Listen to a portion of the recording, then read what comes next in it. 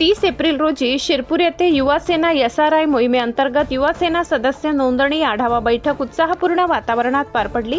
या बैठकीत संघटन बळकटीकरण आणि युवकांच्या सक्रिय सहभागातून सदस्य नोंदणी वाढविण्यावर विशेष भर देण्यात आला। बैठकीला युवासेना लोकसभा संपर्क प्रमुख तथा सचिव प्रथमेश गुलाबराव पाटील यांचे मार्गदर्शन लाभले। त्यांनी युवकांनी संघटनात्मक कामात सक्रिय सहभाग घ्यावा व गावागावात पोहोचून नवीन सदस्य नोंदणी वाढवावी असे आवाहन केले। यावेळी युवासेना जिल्हा प्रमुख योगेश राजेंद्र मराठे यांनी नियोजनबद्ध पद्धतीने काम करण्याची गरज अधोरेखित करत कार्यकर्त्यांना मार्गदर्शन केले। तसेच तालुका प्रमुख दिनेश गुरव, शहर प्रमुख सचिन सिरसाट, तालुका प्रमुख कन्हैया चौधरी आणि शहर प्रमुख मनोज धनगर यांची उपस्थिती होती। पदाधिकाऱ्यांनी आपल्या अनुभवातून कार्यकर्त्यांना प्रेरित केले। शहर व तालुक्यातील मोठ्या संख्येने युवा सैनिक उपस्थित राहिल्याने संघटन अधिक बळकट करण्याचा निर्धार यावेळी व्यक्त करण्यात आला। दरम्यान नुकत्याच झालेल्या नगर परिषद निवडणुकीतील काही प्रमुख कार्यकर्त्यांची अनुपस्थिती चर्चेचा विषय ठरली।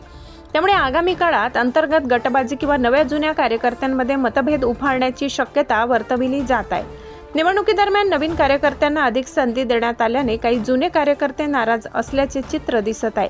खानदेशातील प्रबळ नेते म्हणून ओळख असलेल्या मंत्री गुलाबराव पाटील यांच्या मार्गदर्शनाखाली त्यांच्या सुपुत्राने नंदुरबार लोकसभा क्षेत्रातील युवा सेनेचे संपर्क प्रमुख म्हणून पहिली बैठक घेतल्याने राजकीय वर्तुळात चर्चांना उधाण आले।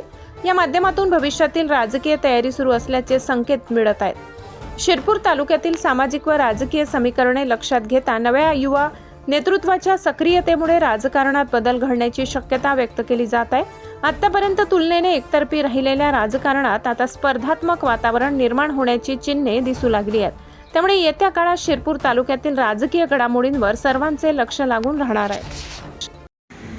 आज तुम्ही शिरपूर शहरात आले होते पक्ष संघटनेच्या बाबतीत, काय नियोजन होतं, काय रूपरेषा काय होतं? जसं की आपल्या सर्वांना माहितीच असेल की पक्षाचे मुख्य नेते एकनाथजी शिंदे साहेब यांच्या मार्गदर्शनाखाली पूर्ण महाराष्ट्रभर SIR या मोहिमेची अंमलबजावणी शिवसेना पक्षाकडनं संपूर्ण महाराष्ट्रात होत आहे।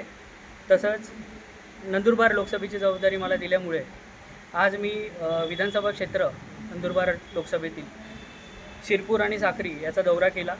शिरपूरमध्ये देखील आम्ही SIR मोहीम मोठ्या उत्साहात आणि युवासेनेच्या माध्यमातून मोठ्या जल्लोषात आम्ही आता यापुढे राबवणार आहोत।